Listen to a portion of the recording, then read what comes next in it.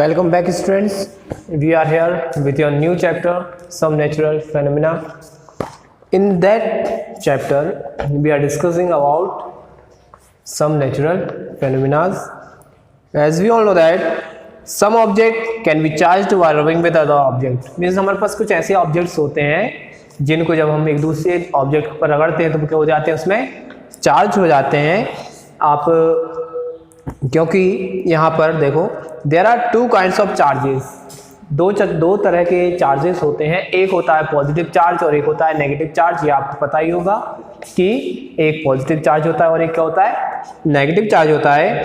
Like charges ripple and unlike charges attract each other. और जो same charges होते हैं वो एक दूसरे को रिपल करते हैं, और जो अनलाइक चार्जेस मीन जो सेम चार्जेस नहीं होते वो क्या करते हैं, एक दूसरे को अट्रैक्ट करते हैं। जैसे आपकी फॉर एग्जांपल आपका मैग्नेट है, मैग्नेट के एन पोल को रिपल करता है जबकि एन पोल एस पोल क्या करता है, अट्रैक्ट करता है। मींस एन पोल जो है वो दूसरे मैग्नेट के एस पोल को अट्रैक्ट करेगा और एन पोल को ही रिपल करता है। ठीक उसी तरह जब एक पॉजिटिव और एक नेगेटिव चार्ज मिलता है तभी वो कोई भी रिएक्शन करते हैं, नहीं तो उनकी रिएक्शन नहीं होती, क्योंकि जो सेम चार्जेस होते हैं वो क्या है, एक दूसरे को रिपल करते हैं, और अनलाइक चार्जेस जो होते हैं वो क्या करते हैं, उनको अट्रैक्ट करते हैं। When charges move they constituent an electric current. और जब आपका चार्ज जो है वो मूव करने लग जाता है, जैसे आपको फ्लो ऑफ इलेक्ट्रॉन होने लग जाता है, तो वहाँ क्या प्रोड्यूस होती है, आपकी इलेक्ट्रिसिटी प्रोड्यूस होने लगती है। मीन्स इलेक्ट्रिक करंट वहाँ पर पैदा होने लगता है।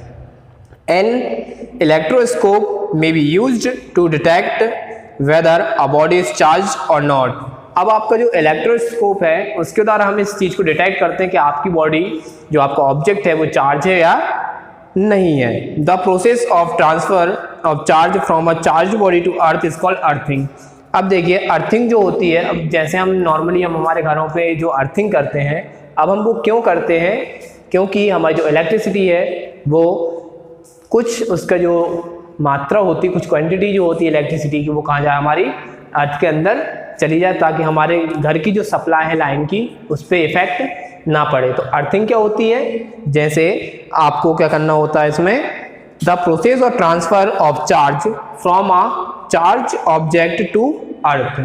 जैसे हम अर्थिंग के लिए हमारे घर पे जो अर्थिंग का कनेक्शन करते हैं उसमें क्या होता है, जो चार्ज होता है हमारे घर के, मतलब जो ट्रांसफार्मर से जो हमारे घर पे जो चार्ज आता है, उस चार्ज को वो क्या करता है, कुछ क्वांटिटी उसकी कहाँ, अर्थ में पहुंचा देता है, और जितनी हमें ज़रूरत होती है उतनी हमें मिल जाता है। तो उससे हम बोलते हैं क्या, कौन सी प्रोसेस होती है वो, तो वो प्रोसेस होती है हमारी अर्थिंग की। The process of electric discharge between clouds and the earth और between different cloud causes lightning.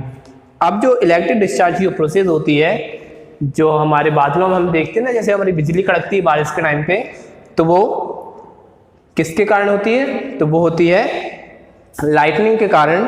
जैसे आपका ट्रांसफॉर्मर है उसमें से क्या होती हैं, आप देखते हो कहीं कहीं स्पार्किंग वगैरह होती हैं, और उसी के साथ साथ मतलब यदि हमारे जो वायर रहता है, प्लग जो होता है, जैसे हम उसको सॉकेट के अंदर एंटर करते हैं, वो प्लग लूज होता है तो कई बार हम उसमें स्पार्किंग देखने को मिलती है। तो ये सब किसके रीज़न होते हैं, आपके लाइटनिंग के कॉजेज होते हैं। लाइटनिंग स्ट्राइक्स को डिस्ट्रॉय लाइफ एंड प्रॉपर्टी। अब जो बिजली का गिरना जो होता है वो इंसानों की लाइफ को डिस्ट्रॉय कर देता है, और क्या होता है, आपकी प्रॉपर्टी को भी हार्म करता है, मीन्स उसको नुकसान पहुंचाता है। Lightning conductors can protect building from the effect of lightning. अब हमारी जो बड़ी बड़ी इमारतें होती हैं, ठीक है, जो बड़ी बड़ी बिल्डिंग होती हैं उनमें हम कुछ ऐसे कंडक्टर्स का यूज़ करते हैं जो कि आपकी बिल्डिंग को सेफ रख सके उस लाइटनिंग के इफेक्ट से। An earthquake is sudden shaking trembling of the अर्थ। अब अर्थक्वेक क्या होता है, यहाँ पे अर्थक्वेक की बात आई है, तो आपकी जो अर्थ क्रस्ट जो होती है, आपकी पृथ्वी की जो सतह होती है, उसके अंदर जो डिस्टर्बेंस हो जाता है, डिस्टर्बेंस जो प्रोड्यूस होता है उनके अंदर, किसके अंदर, अर्थ क्रस्ट के अंदर जो डिस्टर्बेंस प्रोड्यूस होता है उस इफेक्ट से क्या आपका प्रोड्यूस होता है, तो वो जो है आपका अर्थक्वेक का रीज़न होता है। और आपको पता है जब अर्थक्वेक आता है तो आपकी जो लैंड है वो क्या है, पूरी तरह से शेक होने लग जाती है और कई जगह इसके हमें भारी परिणाम देखने को भी मिलते हैं, क्योंकि अर्थक्वेक इतना फास्ट आता है जिससे हम इसको समझ नहीं पाते। देन आपका नेक्स्ट है, it is not possible to protect the occurrence of an earthquake. आजकल जो हमारा क्या है, जिस टाइप हमारा एटमॉस्फेयर हो चुका है, अब इसमें कोई भी पॉसिबल नहीं है कि हम क्या कर सकते हैं और क्या नहीं कर सकते, मीन्स किस चीज़ पे कंट्रोल कर सकते हैं, किस चीज़ में नहीं कर सकते, क्योंकि हमारे पास कुछ एटमॉस्फेयर ही ऐसा हम लोगों ने कर चुके हैं अपने आसपास का, जिससे हमारे हर चीज़ में प्रॉब्लम है। कहीं हमारे एयर में प्रॉब्लम है, तो कहीं हमारी सॉइल में भी प्रॉब्लम है। अब इनके कारण आपका एक रीज़न और, इनसे हमारी ग्लोबल वार्मिंग तो बढ़ रही है, लेकिन हम अब अर्थक्वेक को हम नहीं रोक सकते। कैसे रोकेंगे?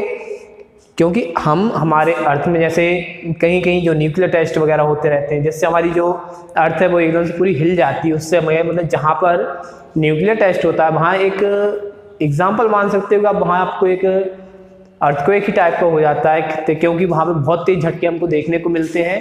कहाँ पर? जहाँ पर आपके एटम न्यूक्लियर टेस्ट वगैरह होते रहते हैं, एटॉमिक टेस्ट वगैरह होते रहते हैं, तो उनमें क्या होता है, हमारी जो पृथ्वी है, जो लैंड है हमारी, उसके क्रस्ट में क्या हो जाता है, डिस्टर्बेंस हमें देखने को मिलता है। Earthquakes tend to occur at the boundaries of earth plate, these boundaries are known as fault zones. अब आपकी earthquake lands to occur at the boundaries of the earth plate. अब जो अर्थ प्लेट है वो आप मतलब अर्थ प्लेट की जो बाउंड्रीज होती हैं उन पर आपका क्या होता है, अर्थ प्लेट वो अर्थक्वेक उत्पन्न होता है, प्रोड्यूस होता है। The boundaries are known as fault zone, और इन बाउंड्रीज को हम क्या बोलते हैं, फॉल्ट जोन बोलते हैं।